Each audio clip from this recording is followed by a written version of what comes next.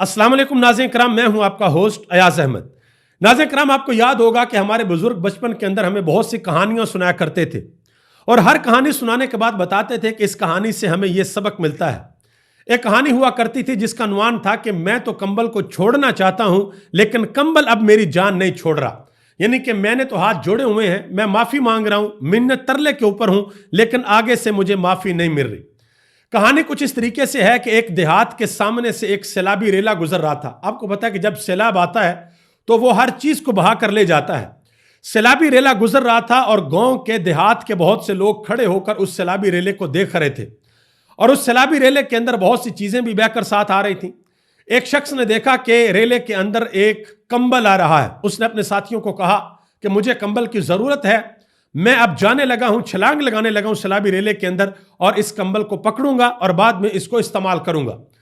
लोगों ने उसको समझाया कि बेवकूफी मत करो, यह सैलाबी रेला है, अगर तुम इसके अंदर जाओगे तो तुम्हें नुकसान होगा, तुम्हारी जान भी जा सकती है। उसने कहा नहीं नहीं नहीं, कोई मसला नहीं है, मुझे पता है कि छलांग कैसे लगानी है, मुझे तैरना भी आता है, मैं बड़ी भी आसानी जाकर आसानी से कंबल को पकड़ लूंगा। उसने छलांग लगाई और कंबल के पास पहुंच गया।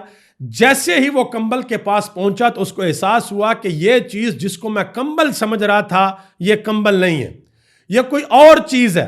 और उस चीज ने उसको जकड़ लिया। जब उसने जकड़ लिया उसने हाथ पांव मारना शुरू कर दिए और अपने साथियों को कहा कि मेरी मदद को आओ। लोगों ने कहा कि कंबल है, कंबल को तूने पकड़ लिया, अब जरा बाहर आ जा। उसने कहा कि मैं तो अब कंबल को छोड़ना चाहता हूं, जिसको पहले मैं पकड़ना चाहता था अब मैं इसको छोड़ना चाहता हूं, लेकिन कंबल अब मेरी जान नहीं छोड़ रहा। नाज़रीन कराम, बिल्कुल इसी तरीके से इमरान खान के बारे में बहुत से लोगों का ख्याल था कि हम इसको पकड़ लेंगे, हम इसको शिकंजे के अंदर ले लेंगे, हम इसको जेल के अंदर डालेंगे, ये मिन्नतें करेगा, ये तरले मारेगा, ये माफिया मांगेगा। लेकिन आज 516 दिन हो गए इमरान खान को जेल के अंदर और आज सारे के सारे कोई रास्ता ढूंढ रहे हैं कि कोई रास्ता मिले कि इमरान खान डील करे, इमरान खान राजी हो जाए, या इमरान खान बनी गला आ जाए, या इमरान खान पेशावर चला जाए, या इमरान खान लाहौर जमान पार्क के अंदर आ जाए। कल जो दो बड़ी डेवलपमेंट्स हुई, एक तो जो 19 लोगों को रिहा किया गया, फिर मुज़ाकरात भी हुए, पिछले व्लॉग में डिटेल सारी मैंने आपको बताई थी। इन दो डेवलपमेंट्स के बाद पाकिस्तान के सोशल मीडिया के ऊपर एक तूफान बरपा हुआ और यह बातें होना शुरू हो गई कि इमरान खान के साथ बैकडोर राब्ते किए जा रहे हैं। एक मुज़ाकरात सामने हो रहे हैं और दूसरे मुज़ाकरात पसे पर्दा हो रहे हैं। जैसे ही लोगों ने यह बातें करना शुरू की तो पाकिस्तान के अंदर कुछ सहाफ़ी हैं जो कि बताते हैं कि जी असल में क्या हो रहा है। उनमें से कामरान शाहद, सैयद तलत हुसैन, हसन अयूब खान उर्फ हमारे रावी भाई, इन सब ने यकमुश्त ट्वीट करने, धड़ाधड़ ट्वीट करना शुरू कर दिया कि नहीं नहीं नहीं नहीं, इमरान खान के साथ किसी किस्म का कोई राब्ता नहीं हो रहा, इमरान खान को कोई डील ऑफर नहीं की जा रही। और हमें बड़े क्रेडिबल सिक्योरिटी जराए ने यह बात बताई है, ये इन सहाफियों ने कहना शुरू कर दिया। लेकिन मैं एक चीज आपको बताऊं, इन्हीं के भाई हैं, बल्कि इनके बहुत सीनियर हैं, नजम सेठी साहब, उनकी जरा बात पहले आप सुन ले फिर आपको बताता हूं। नजम सेठी कहते हैं कि एस्टेब्लिशमेंट ने मुज़ाकरात के मामले पर हुकूमत को मुकम्मल तौर पर ऑन बोर्ड नहीं लिया, इसलिए हुकूमत घबराई हुई है। उन्होंने कहा कि शहबाज शरीफ साहब का सिर्फ इतना काम है कि वो कबीना का इजलास करते हैं, कभी इधर का दौरा कर लेते हैं, कभी इधर का दौरा कर लेते हैं, और जो एस्टेब्लिशमेंट शहबाज शरीफ को कहती है शहबाज शरीफ वही करने लग जाते हैं। उन्होंने कहा कि मौशत का मामला हो, SIFC का इजलास हो या पाकिस्तान तरीके इंसाफ के मुज़ाकरात हो, सब कुछ एस्टेब्लिशमेंट खुद कर रही है।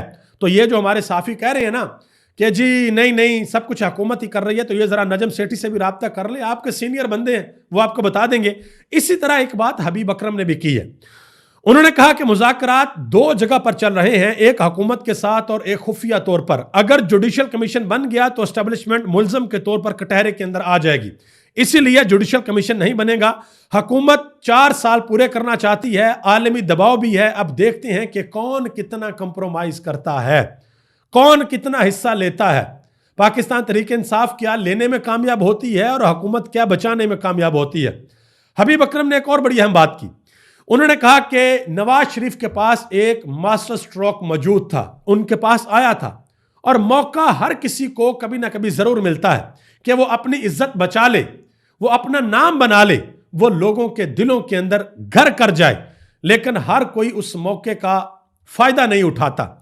8 फरवरी को जब इलेक्शन हुआ तो 9 फरवरी की सुबह को नवाज शरीफ ये ऐलान कर सकते थे कि भाई अवाम ने हमें मैंडेट नहीं दिया, अवाम ने इमरान खान को मैंडेट दिया है, लिहाजा इमरान खान का हक है कि वो हुकूमत बनाए।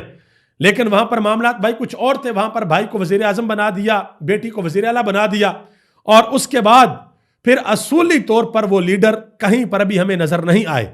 आज भी आप देख लें, किसी जगह पर आपको 3 मरतबा के वजीर आजम का नाम नजर नहीं आएगा, नवाज शरीफ का नाम नजर नहीं आएगा। और जिस बंदे के नाम के ऊपर कांटा लगाया हुआ था, जिस बंदे का नाम, जिसकी तस्वीर किसी जगह पर नजर नहीं आ सकती थी, उस बंदे का नाम अब मुज़ाकरात के एलामिया के ऊपर नजर आ रहा है। वहां पर लिखा जा रहा है बानी चेयरमैन तहरीक इंसाफ इमरान खान, जो एलामिया इरफान सदीकी साहब ने पढ़कर सुनाया। जावेद चौधरी ने एक बड़ी अहम बात की, जरा उनकी बात भी सुन लें। कहते हैं कि अगर मुज़ाकरात कामयाब हो गए तो फिर मियां शहबाज शरीफ हुकूमत से बाहर बैठकर शायद ऊ कर रहे होंगे। बहुत चांसेस हैं कि शहबाज शरीफ बाहर बैठे होंगे और ऊ करके बता रहे होंगे कि हमारे साथ ज्यादती हो गई है। इन्होंने बात की है। इरफान सदीकी ने जो मुज़ाकरात का एलामिया पढ़ा ना, उसके अंदर वाज़ेह तौर पर लिखा हुआ था कि पीटीआई ने बानी चेयरमैन तहरीक इंसाफ इमरान खान और कारकुनों की रिहाई का मुतालबा किया है। इस हवाले से काशिफ अब्बासी ने एक सवाल किया टीवी शो के ऊपर साहबजादा हामिद रजा से, जिनको इमरान खान ने इस सारे प्रोसेस का तर्जमान मुकर्रर किया हुआ है। उन्होंने पूछा, जी एलामिया के ऊपर इमरान खान का नाम लिखा गया है, तो क्या अब टीवी के ऊपर इमरान खान लिखा और पुकारा जा सकता है? क्या अब इमरान खान की तस्वीर चलाई जा सकती है? तो साहबजादा हामिद रजा ने कहा कि बिल्कुल ये अब किया जा सकता है। तो काशिफ अब्बासी ने आगे से कहा कि इस हुकूमत को कहें कि चेयरमैन पामरा को फोन करके कह दें कि इमरान खान को इमरान खान ही रहने दें, बानी पीटीआई अब बहुत हो गया। यानी कि बड़ी देर से बानी पीटीआई लगे हुए हैं। एक बंदा है, वो हकीकत है, तो उसका नाम लें, उसकी तस्वीर चलाएं। दूसरी तरफ मोहम्मद मालिक ने एक इंकशाफ किया है। उन्होंने कहा, जी बुशरा बीबी की कल पेशावर के अंदर अहम मुलाकातें हुई हैं, और दूसरी तरफ यह कहा गया कि अलीमा खान को मुज़ाकराती अमल से दूर रखें और इमरान खान भी एस्टेब्लिशमेंट के ऊपर तनकीद कम करें। यह बात की है मोहम्मद मालिक ने, यह उनकी खबर है। और राना सनाउल्लाह ने शाहजेब खानजादा के शो के अंदर एक बात की है। कहते हैं कि अली अमीन गंडापुर जब मुज़ाकरात की टेबल के ऊपर आकर बैठे तो उन्होंने बड़ी संजीदा और बड़ी अहम और जो गुफ्तगू करनी चाहिए थी उस तरह की गुफ्तगू की। उन्होंने वो तड़ियाँ शड़ियाँ नहीं लगाई जो वो एक दिन पहले लगाते रहे हैं, और हमने उनको वो तड़ियाँ याद भी नहीं करवाई। तो इस हवाले से काशिफ अब्बासी ने एक बात कही साहबजादा हामिद रजा को कि आपको मशवरा दिया है राना सनाउल्लाह ने कि जब आप इमरान खान के साथ मिलने के लिए जाएं तो कापी और कागज या पेंसिल साथ लेकर जाएं, ताकि जो इमरान खान कहें आप वो लिख कर लेकर आएं। तो साहबजादा हामिद रजा ने कहा कि भाई मामलात ये है कि जब हम मिलने के लिए जाते हैं तो हमारी अंगूठी भी उतरवाई जाती है, उसको भी स्कैन किया जाता है, सख्त तरीन चेकिंग होती है हमारी जाते हुए, और जब वापस आते हैं तो उससे भी ज्यादा सख्त चेकिंग होती है। उन्होंने बताया कि इमरान खान जो अंदर बात करते हैं बड़ी खुल के बात करते हैं, और कभी कभार तो वो जो कैमरे लगे होते हैं उन कैमरों के अंदर भी मुखातब करके वहां पर भी बात करते हैं। यह बात साहबजादा हामिद रजा ने बताई है। सलमान कमराजा से एक सवाल हुआ है इमरान खान के हवाले से कि क्या इमरान खान का मिलिट्री ट्रायल होगा 9 मई के मुकदमात के अंदर। यह सवाल मोहम्मद मालिक ने किया। तो उन्होंने कहा, जी मुज़ाकरात हमारे चल रहे हैं, लेकिन मिलिट्री ट्रायल के ऊपर जो बैन अल-अक़वामी प्रेशर आया है, यह हुकूमत मुतहम्मल ही नहीं हो सकती, ये बर्दाश्त ही नहीं कर सकते कि ये इमरान खान का मिलिट्री ट्रायल करें। तो इमरान खान का अभी तक, आज की डेट तक इमरान खान का मिलिट्री ट्रायल होते हुए नजर नहीं आ रहा। शाहद मेतला, ये वो साफ़ी हैं जिन्होंने जनरल बाजवा का इंटरव्यू किया था, कहते हैं कि कुछ दिन बाद 9 मई और नून लीग रह जाएंगे, और जब ये रह जाएंगे तो फिर आपको हर तरफ से ऊ की आवाजें आएंगी, क्योंकि उन्होंने एहतजाज तो करना है। और ये एहतजाज का तरीका खुद वजीर आजम को पसंद आया जापान के अंदर, कि लोग काम भी कर रहे थे, एहतजाज भी कर रहे थे, ऊ। और आप यकीन करें, जब से शहबाज शरीफ ने ये बताया ना, तब से लेके अभी तक जब आपके सामने वीडियो बना रहा हूं, हर तरफ ऊ। सोशल मीडिया पे, टिकटॉक पे, मतलब के बच्चों को उनके पसंद की कोई चीज नहीं मिल रही, वो भी ऊ कर रहे हैं। किसी को खाने के अंदर नमक नहीं पूरा मिला, वो भी ऊ कर रहा है। किसी को उसकी घर वाली ने रोटी नहीं सही बना के दी, वो भी ऊ कर रहा है। जो ट्रक चलाने वाले ड्राइवर हैं उनके चालान हो रहे हैं, वो भी ऊ करके एहतजाज कर रहे हैं। तो ये ऊ जो है ना, ये अब बहुत दूर तक जाएगा। ये ऊ देखते हैं कि इसका सफर कहां पर जाकर खत्म होता है। नजम सेठी ने 2-3 दावे और किए। एक तो उन्होंने कहा, जी एस्टेब्लिशमेंट जो है वो शहबाज शरीफ से ज्यादा मरियम नवाज के काम से खुश है, जिस तरीके से वो काम कर रही हैं। दूसरा उन्होंने कहा, जी मरियम नवाज किसी की सिफारिश को नहीं मानती हैं। और तीसरा उन्होंने कहा जी एस्टेब्लिशमेंट ने मौलाना फजल रहमान को ऑनलाइन लिया हुआ है। ये जो सिफारिश वाली बात है ना, मरियम नवाज किसी की सिफारिश नहीं मानती, इसके ऊपर सदीक जान ने एक ट्वीट किया। उन्होंने कहा जी सेठी साहब जरा चेक कर लें कि डीसी खुशाब सरवश फातिमा शराजी को किस किस सिफारिश के ऊपर हटाया गया है, तो ये जरा आपको जरूर चेक कर लेना चाहिए। मोहम्मद मालिक ने एक बहुत बड़ा इंकशाफ किया है। आपको पता है कि हमारे वजीर आजम जाते हैं बार बार सऊदी अरब और वहां पर जाकर ये कहा जाता है कि हमारी मदद करें। उन्होंने कहा जी मोहम्मद बिन सलमान से जब शहबाज शरीफ की मुलाकात हुई है तो उसने बिल्कुल वाज़ेह तौर पर कह दिया कि मुझे आप लोगों की समझ नहीं आती कि आप लोग क्या कर रहे हैं। उन्होंने कहा कि आपके लोग हमें प्रोजेक्ट्स नहीं देते, वो हमें एक सफ़े के ऊपर लिखकर ये दे देते हैं कि पाकिस्तान 25 करोड़ का मुल्क है, इतने फीसद नौजवान है, वगैरह वगैरह वगैरह वगैरह। किसी किस्म की कोई फिजिबिलिटी रिपोर्ट नहीं है। देखें, चाहे वो चाइना है, चाहे वो सऊदी अरब है, चाहे वो कोई और मुल्क है, कुछ दोस्त ममालिक ऐसे ज़रूर होते हैं जो कि आपकी मदद भी करते हैं, आगे बढ़कर मदद करते हैं, लेकिन एक हद तक करते हैं। और उस हद के बाद वो फिर आपसे पूछते हैं कि भाई हमने अगर आकर इन्वेस्टमेंट करनी है तो बताओ हमारा क्या फ़ायदा है, हमें क्या मिलेगा। ऐसा तो नहीं होता कि आप अपने दोस्त के ऊपर इन्वेस्टमेंट करते जा रहे हैं, करते जा रहे हैं, करते जा रहे हैं और आपको आगे कुछ नजर ही नहीं आ रहा। तो आप एक वक्त तक मदद करेंगे, उसके बाद आप अपना हाथ खींच लेंगे। मुफ्ता इस्माइल ने एक बात की है, कहते हैं कि सोशल मीडिया पर पाबंदी, इंटरनेट बंद करना पागलपन है। इससे भी अभी तक कोई फायदा हुआ है? इससे अभी तक कोई फायदा नहीं हुआ। उन्होंने कहा कि हमारे बच्चों को नौकरियां मिलने में मुश्किल हो गई है। क्या आज भी पीटीआई का बयानिया पाकिस्तान में मकबूल नहीं है? यह सवाल पूछा उन्होंने। मजीद कहा कि क्या आज भी पीटीआई सबसे बड़ी पार्टी नहीं है? तो आप लोगों ने कमेंट बॉक्स के अंदर यह जरूर बताना है।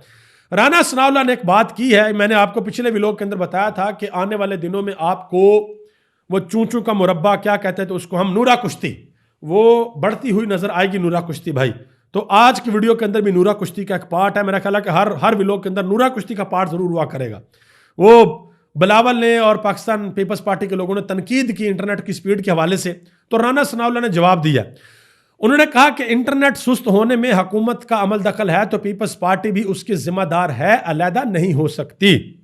कल को पीपल्स पार्टी ये बयानिया बनाएगी कि नहीं नहीं जी हम तो बस वो वजीर आजम बनाने के लिए वोट दिए थे, बाद में हमारा किसी किस्म का कोई तल्लक नहीं है, ना जो तरीके इंसाफ के साथ ज्यादतियां हुई उसमें हमारा तल्लक है, ना जो इमरान खान को जेल के अंदर बंद किया उसमें हमारा तल्लक है, हमारा कोई तल्लक नहीं है, हम साफ पवित्र हैं, हम बिल्कुल ठीक हैं। लेकिन मसला यह है कि अवाम अब सर से गंजी नहीं है, अवाम रोटी को चोची नहीं कहती भाई, अवाम को सब पता लग गया हुआ है। Senior court reporter Saqib Bashir साहब, उन्होंने 2 ट्वीट किए बड़े अहम। कहते हैं कि ब्रेकिंग न्यूज, 26 नवंबर एहतजाज के तनाजर में दर्ज मुकदमात में अहम पेशरफ्त, पाकिस्तान तरीके इंसाफ के 278 गिरफ्तार वर्कर्स की जमानतें मंजूर करके इस्लामाबाद एटीसी अदालत ने रिहा करने का हुक्म दे दिया है। मजमूई तौर पर 436 की जमानत की दरखास्तों में से पाकिस्तान तरीके इंसाफ के 158 गिरफ्तार वर्कर्स हैं उनकी जमानतें मुस्तरद हुई हैं। इनके 278 की जमानतें मंजूर हो गई हैं, रिहा करने का हुक्म दे दिया है, और 158 ऐसे हैं जिनकी जमानतें मुस्तरद हुई हैं। मजीद उन्होंने कहा कि मिलिट्री कोर्ट से रिहा होने वालों के नाम रहम की अपील कल से सोशल मीडिया के ऊपर नजर आ रही है। इनको होने वाली सजाओं के फैसले भी इसी तरह सोशल मीडिया पर आ जाए तो बेहतर है, ताकि उसके ऊपर भी बात हो सके कि वो जो सजाएं हुई हैं वो किस ग्राउंड के ऊपर हुई हैं, वो भी पता चलना चाहिए। शौकत बसरा साहब ने एक ट्वीट किया जी, उन्होंने DGISPR को एक चैलेंज दिया। कहते हैं जी DGISPR, ये उसी हवाले से है वो जो लोगों को सजाएं हुई। उन्होंने कहा जी DGISPR को मेरा चैलेंज है कि हिम्मत करें, जिन मुल्जमों को आपने गैर कानूनी सजाएं सुनाई हैं, किसी एक मुल्जम के फैसले के हुक्म की कॉपी मंजर आम के ऊपर लेकर आए, दूध का दूध और पानी का पानी हो जाएगा, आपके जवाब का इंतजार करूंगा। यानी कि वो लोग, ये बल्कि पूरी पाकिस्तान तरीके इंसाफ ये कह रही है कि वो लोग जिनको मिलिट्री कोर्ट से सजाएं हुई हैं, सुप्रीम कोर्ट ने कहा जी दे दो सजाएं और सजाएं हो गई, वो सजाएं, वो उनकी क्या बैकग्राउंड है, किस बेस के ऊपर सजाएं हुई हैं, वो फैसले की कॉपी तो बाहर आनी चाहिए ना। ये सजाएं किस, हो सकता है कि ये जिन लोगों को 19 लोग रिहा हुए हैं, आने वाले दिनों में आपको बाकी लोग भी रिहा होते हुए नजर आए, और हो सकता है कि एट द एंड ये खबर आ जाए कि सबको माफी दे दी गई है, ये भी हो सकता है भाई।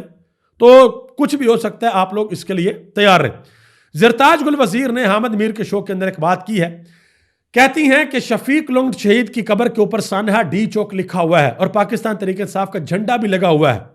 आज जो 20 माह के बाद मिलिट्री कोर्ट से लोग रिहा हुए हैं, उनका पहला नारा भी इमरान खान जिंदाबाद था, जोर जबरदस्ती से नजरिया खत्म नहीं होता। अच्छा, ये बात ना सिर्फ पाकिस्तान बल्कि पूरी दुनिया के अंदर है। आप जोर जबरदस्ती के साथ किसी के नजरिए को बदल नहीं सकते। आप थोड़ी देर के लिए ब्रेक लगा सकते हैं, थोड़ी देर के लिए आप चीज़ों को स्टॉप कर सकते हैं, लेकिन जोर ज़बरदस्ती से कोई नज़रिया तब्दील नहीं होता, और ना ही कोई कहानियां सुनाने से कोई नज़रिया तब्दील होता है। मिसाल के तौर पे इफ्तिखार अहमद, उन्होंने अपने शो के अंदर, हामिद मीर बैठे हुए, तो उन्होंने कहा जी इमरान खान ने 2002 के अंदर पार्टी ऑफिस इसलिए बंद कर दिया था क्योंकि उनके पास पैसे नहीं थे। तो उन्होंने कहा क्या ये हो सकता है कि इमरान खान, पूरी दुनिया के अंदर उनका नाम था, उनके पास बड़ा पैसा था, तो ये कैसे हो सकता था कि 2002 में उन्होंने इसलिए पार्टी ऑफिस बंद कर दिया कि उनके पास पैसे नहीं थे। तो आगे से हामिद मीर ने फिर गवाही दी। उन्होंने कहा जी मैं उन दिनों इमरान खान के बड़े करीब था और इस चीज़ का गवाह हूं कि इमरान खान ने सब कुछ अपना शौकत खानम के ऊपर लगा दिया था। उन्होंने कहा कि अकबर एस बाबर इमरान खान का बदतरीन मुखालिफ है, उससे भी आप जाकर पूछ लें, वो भी इस बात की गवाही देगा कि उस वक्त इमरान खान के पास पैसे नहीं थे। और मजे की बात आपको बताऊं, रौला ही इस चीज़ का है, रौला ही रोकड़े का, माल का है। बाकी सारे के सारे उसके पीछे लगे रहते हैं, लेकिन इमरान खान आज तक उसके पीछे नहीं लगा। इमरान खान के पास जो कुछ आया उसने लोगों की भलाई के लिए लगा दिया। और आप याद रखिएगा कि उन लोगों का नाम दुनिया के अंदर जिंदा रहता है, उन लोगों का नाम दुनिया के अंदर जिंदा रहता है जो लोग अल्लाह की मखलूक के लिए आसानियां पैदा करते हैं, जो लोग अल्लाह की मखलूक के लिए रास्तों को खोलते हैं, उनके लिए परेशानियां नहीं बढ़ाते, उनका नाम जिंदा रहता है, उनके दुनिया से जाने के बाद भी जिंदा रहता है। आप अभी तक लिए इतना ही। इस दुआ के साथ मुझे इजाज़त दें कि अल्लाह ताला वतन अजीज़ पर अपना ख़ास फजल और करम फरमाए। अल्लाह ताला आप सबको अपने हिफ्ज़ ईमान के अंदर रखे। पाकिस्तान के अंदर बसने वाले करोड़ों पाकिस्तानियों को और दुनिया भर के अंदर जो करोड़ों पाकिस्तानी बसते हैं उन सब पर अल्लाह अपना करम फरमाए। आप सबका बहुत बहुत शुक्रिया। और वो लोग जो पाकिस्तान के खिलाफ साजिशें करते हैं, पाकिस्तान को नुकसान पहुंचाना चाहते हैं, अल्लाह ताला उनको हदायत दे। अगर उनकी किस्मत के अंदर हदायत नहीं लिखी तो फिर अल्लाह उनको इबरत का निशान बनाए। आप सबका बहुत बहुत शुक्रिया। पाकिस्तान जिंदाबाद, पाकिस्तान के करोड़ों अवाम पाइंदाबाद।